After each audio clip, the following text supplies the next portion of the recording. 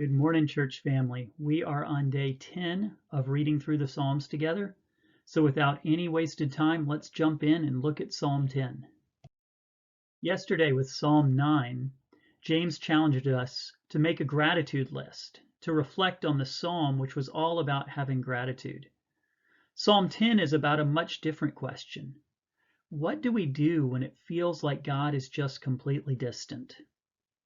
I read an article yesterday in the New Yorker, which was an interview with a professor emeritus of history at Yale, Frank Snowden.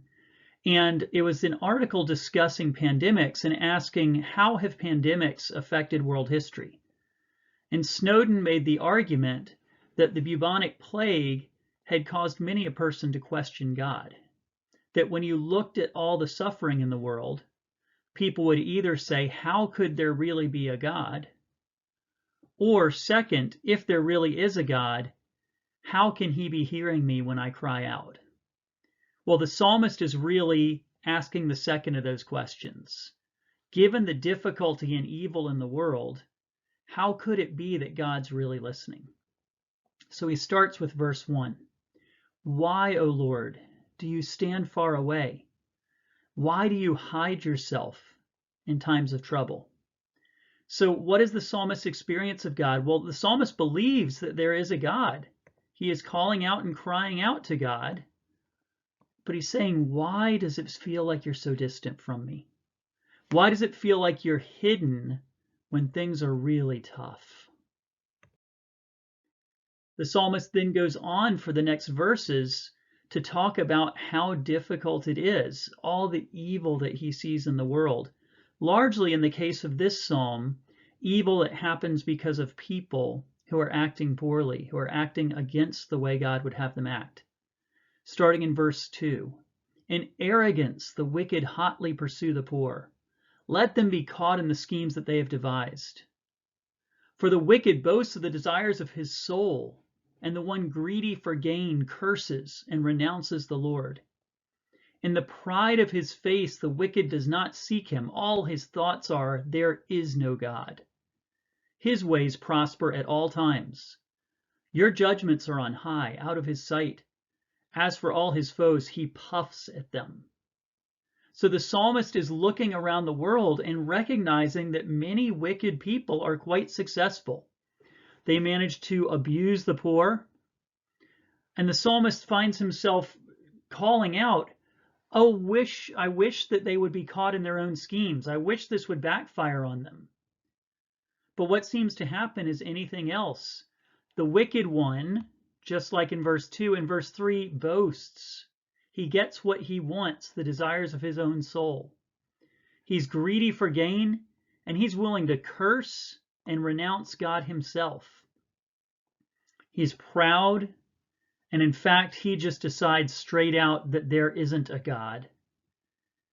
And the psalmist looks at this wicked person and says, verse 5, but his ways seem to always prosper.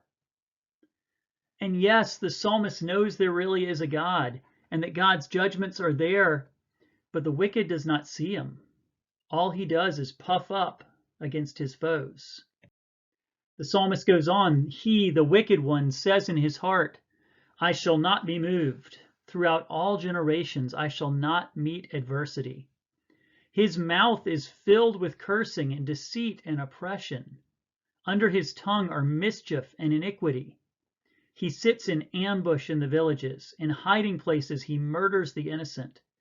His eyes stealthily watch for the helpless. He lurks in ambush like a lion in his thicket. He lurks that he may seize the poor. He seizes the poor when he draws him into his net. So continuing to think about the wicked person is comfortable and doesn't even fear anything going wrong. This one is full of curses and deceit and oppression, and he lurks in wait like an ambushing lion to grab the poor, to abuse the poor. Nothing seems to upset this wicked one. He seems successful in all he does. So the psalmist has asked back in verse 1, God, why do you seem so far away? When I look at a world like this, how can you actually be paying attention if the wicked are so successful? The helpless are crushed, sink down and fall by his might. He says in his heart, God has forgotten. He has hidden his face. He will never see it.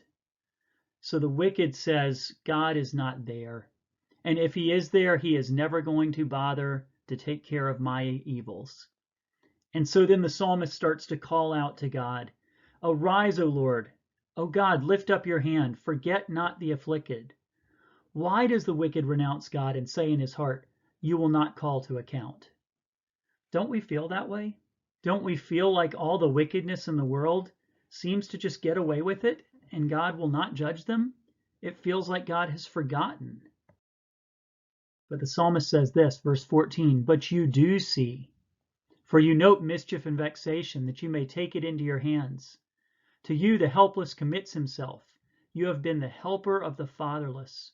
Break the arm of the wicked and evildoer. Call his wickedness to account till you find none.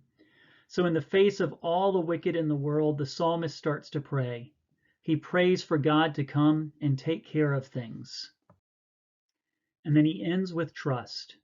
He says, starting in verse 16, The Lord is king forever and ever. The nations perish from his land. O Lord, you hear the desire of the afflicted. You will strengthen their heart. You will incline your ear to do justice to the fatherless and the oppressed, so that man who is of earth may strike terror no more. So the psalmist ends by realizing God is with us, and he does care about us.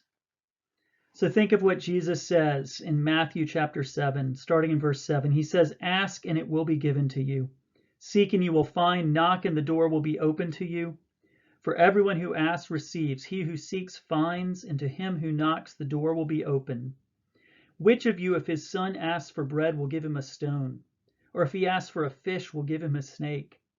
If you then, though you're evil, know how to give good gifts to your children, how much more will your Father in heaven give good gifts to those who seek him?